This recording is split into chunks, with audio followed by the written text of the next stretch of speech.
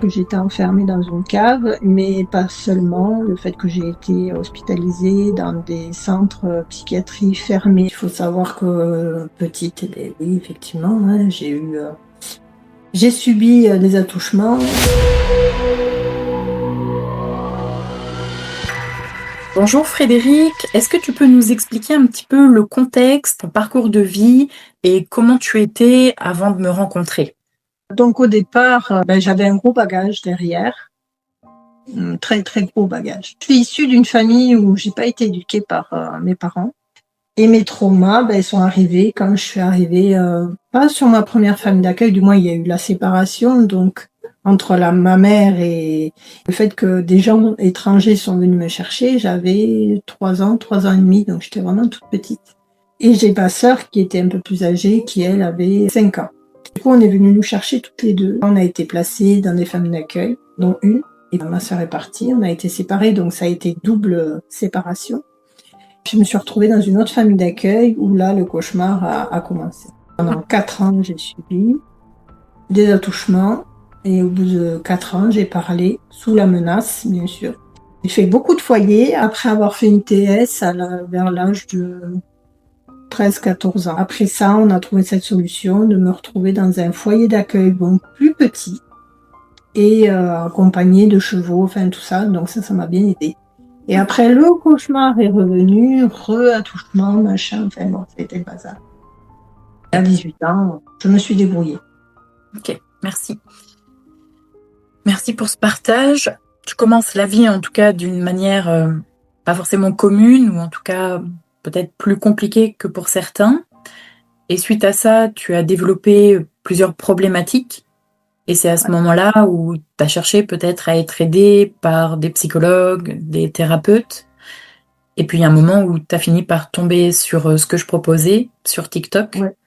Et c'est là où tu as commencé du coup l'accompagnement sur tes différentes problématiques, qui la plupart viennent de ton enfance, ton adolescence et aussi quand tu étais adulte. C'est exact.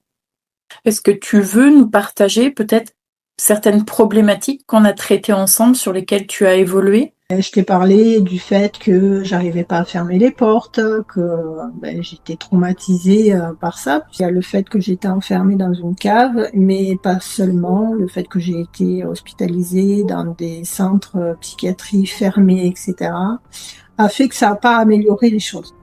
En gros, ça a été plus traumatisant pour ma part que aidant.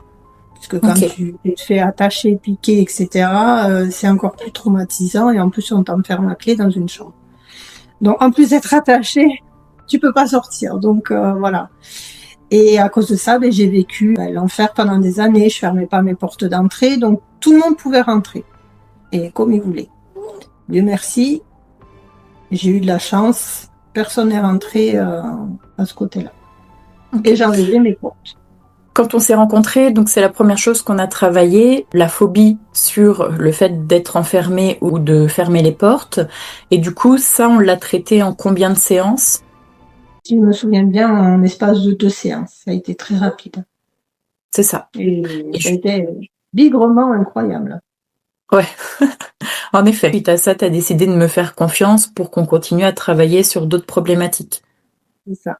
Et actuellement, on travaille sur un gros trauma qui finalement marche très bien.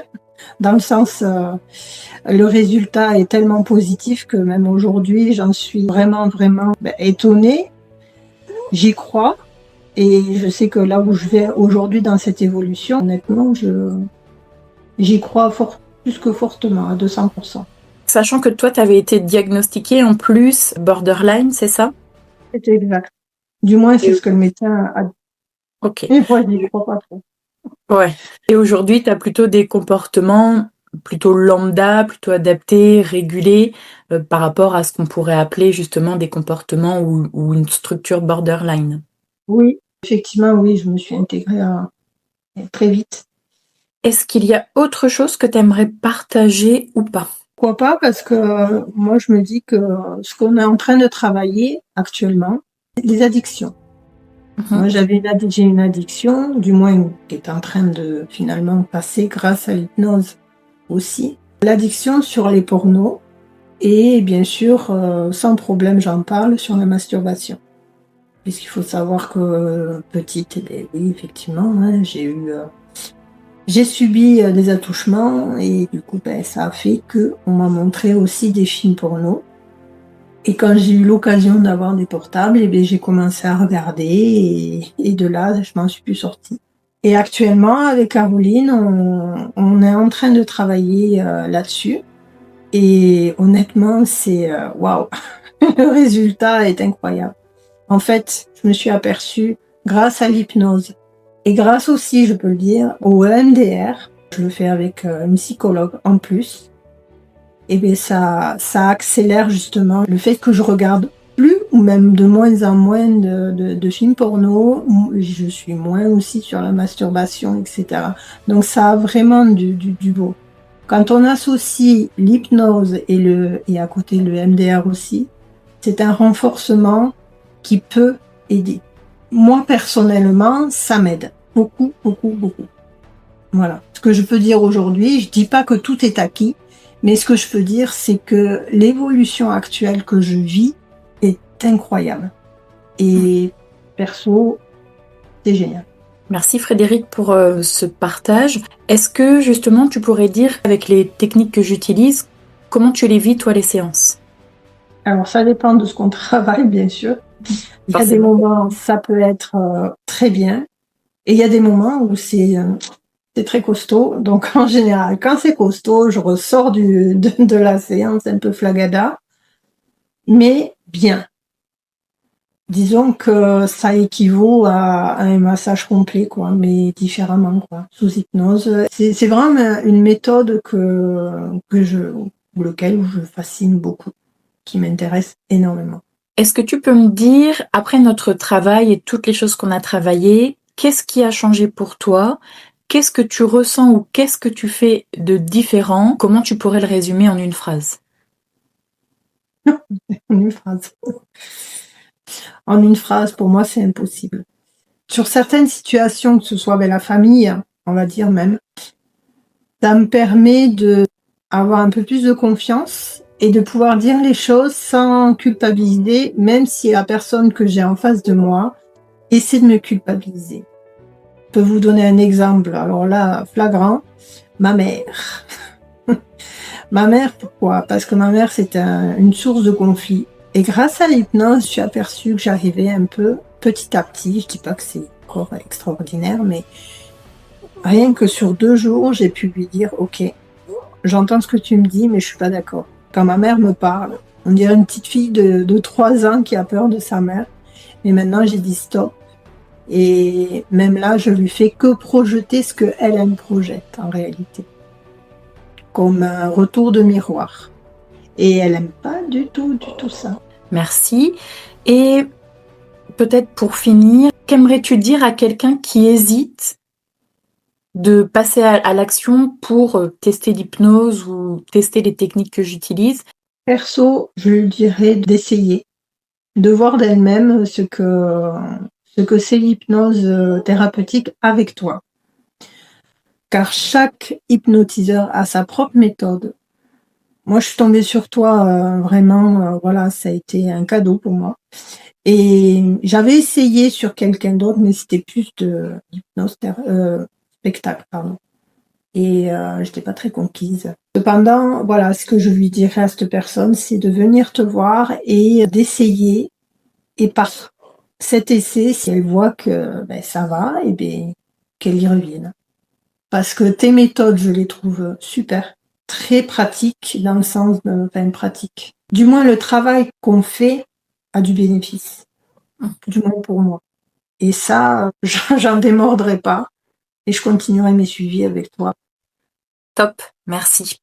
Enfin, je peux témoigner d'une vie chaotique à une vie un peu plus, je dis pas parfaite, mais à mieux vivre et non survivre. Et le fait de témoigner de ce parcours, je trouve ça bien parce que effectivement dans ce qu'on disait, si ça peut encourager ceux ou celles qui sont dans le désespoir, même des professionnels qui passent aussi dans des épreuves chaotiques. Il n'y a pas que des personnes civiles. Je m'entends quand je dis ça. de pouvoir apporter la voix et l'espoir à ceux qui en cherchent en réalité. Et que par d'autres méthodes, on peut évoluer, avancer, et voilà. Très belle parole.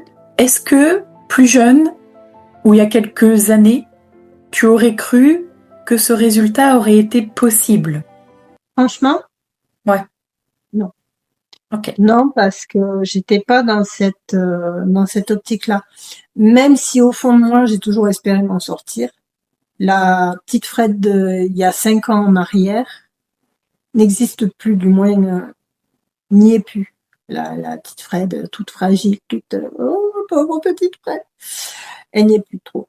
Aujourd'hui, oui, je me sens différente, dans le sens où j'acquiers des capacités, disons, de confiance petit à petit. Je dis pas que voilà, tout est parfait, mais ça s'instaure à chaque séance qu'on met en place et qu'on fait. Donc ça, je peux le dire parce que même des choses que je n'aurais jamais dit à ma mère aujourd'hui, ben je le dis. Non, des choses que je n'aurais jamais dit à ma mère hier, je le dis maintenant, aujourd'hui. Et donc là, ça fait à peu près 1 an, un peu plus d'1 an qu'on fait l'accompagnement, c'est ça? Oui, mais 1 an et demi maintenant. 1 an et demi. Ça va faire 1 an et demi au mois de décembre qu'on fait l'accompagnement. En sachant qu'au départ, quand on est sous curatelle, c'est jamais évident, mais on trouve toujours des solutions. Et là, on a trouvé la solution et ça marche très très bien. Même si parfois on me dit, la tutrice me dit attention, là c'est pas trop possible de faire. Ben on s'adapte. Enfin, Caroline s'adapte à moi et moi je m'adapte aussi à mes finances et aussi à Caroline en fonction. Donc oui, même sous tutelle, même sous curatelle du moins, quand on a une bonne curatelle et qu'on trouve des solutions, ben ça marche. La preuve. Sachant que là, tu es en train d'apprendre à sortir de ce système-là et te réinsérer plus facilement dans la vie active. C'est ça. Et là, j'ai un projet Voyage Canada, pas pour y vivre, non, mais pour des vacances, et c'est en cours. Donc, je me suis donné 5 ans pour y aller, et dans 5 ans, j'y serai là. Alors, Frédérique, je te souhaite une bonne journée et je te dis à bientôt. Ouais, à bientôt. Merci.